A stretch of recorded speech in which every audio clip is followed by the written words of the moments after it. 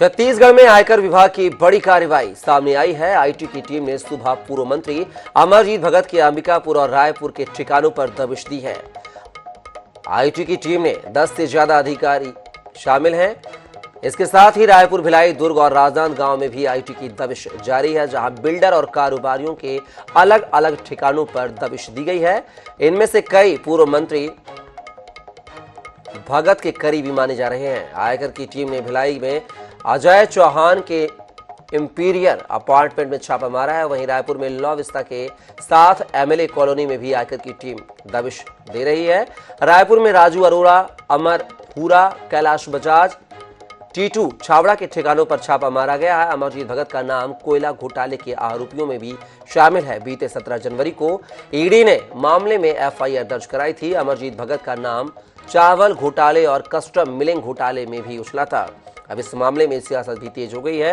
प्रदेश के उप मुख्यमंत्री विजय शर्मा ने तंज कसते हुए इसे गरीब जनता के राशन की आह बताया है। बता दें कि 2023 में विधानसभा चुनाव में अमरजीत भगत ने अपने परिवार की संपत्ति 7 करोड़ 55 लाख रुपए घोषित की थी।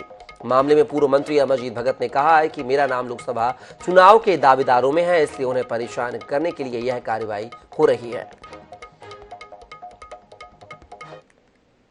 विरोधियों का चाल है फंसाने का तरीका।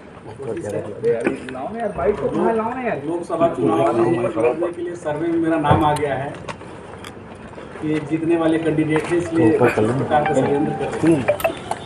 इसके पहले विधानसभा में भी आ गया था। राहुल गांधी जी का दौरा है, उसमें संयोजक बनाए गए हैं, इसलिए भी उनका प्रोग्राम को फेल करने का है ना। गरीब जनता के राशन की आह है, वो गरीब जनता के राशन की आह है भाई।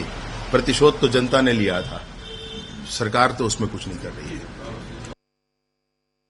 आयकर विभाग अपनी कार्रवाई कर रही है। ला विस्टा में जो है यह दूसरा मकान है, आप देख सकते हैं C107 नंबर का यह मकान है, जो कि कैलाश बजाज का बताया जा रहा है। सुबह से जो है आयकर अधिकारियों की टीम यहां भी डटी हुई है, सुरक्षा बल के जवान यहां भी तैनात किए गए हैं। आयकर अधिकारी जो है लगातार जो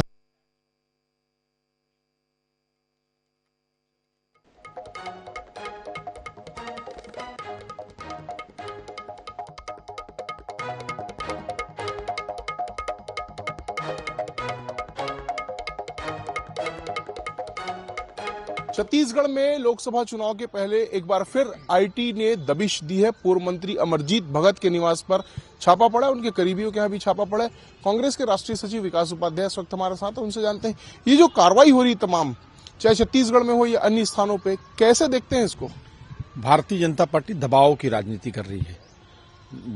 जिस विचारधारा के खिलाफ इस देश ने मतदान नहीं किया, उनकी पार्टी के विचारधारा में मतदान नहीं किया, उन जनप्रतिनिधियों को कैसे परेशान किया जाए, उस विचारधारा की पार्टी को कैसे परेशान किया जाए, ये भारतीय जनता पार्टी ने एक नया टूल अपनाने का प्रयास किया। और मैं समझता हूँ यही वजह है, चाहे हिंदुस्तान के कोई भी कोने में आप देखिए, या फिर नेताओं के जो मित्र हैं, एक राजनीतिक व्यक्ति जो जनप्रतिनिधि है या नेता है, उसके व्यक्तिगत संबंध भी हो सकते हैं, उसके दोस्ती यारी भी हो सकती है, लेकिन उनको भी कहीं ना कहीं लपेटे में लेकर इस प्रकार की कार्यवाही लगातार ये भारतीय जनता पार्टी की सरकार जिन जिन प्रदेशों में है उन प्रदेशों में किया जा रहा है। और लोग खास करके लोकसभा चुनाव के पहले, विधानसभा एन चुनाव के पहले कार्यवाही, अगर जानकारी आपके पास में है तो ये कार्यवाही पहले क्यों नहीं, और ये कार्यवाही बाद में क्यों, एन चुनाव के समय क्यों? और जानना चाहेंगे कि जिस तरह से छत्तीसगढ़ में भी कार्रवाइयां हुई, उसके बाद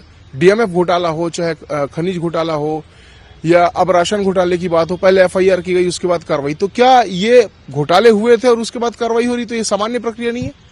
देखिए, सामान्य प्रक्रिया की बात आप कह रहे हैं, मैं कोई भी जांच या कोई भी कार्यवाही पर कभी कोई प्रश्न चिन्ह नहीं होता, लेकिन उसके मायने क्या होते हैं, किस उद्देश्य से उसको किया जा रहा है, और चुनाव के पहले क्यों? डराने धमकाने का भी प्रयास है, क्या कहेंगे? भया दोहन की कोशिश है? बिल्कुल। देखिए, जिन प्रदेशों में चाहे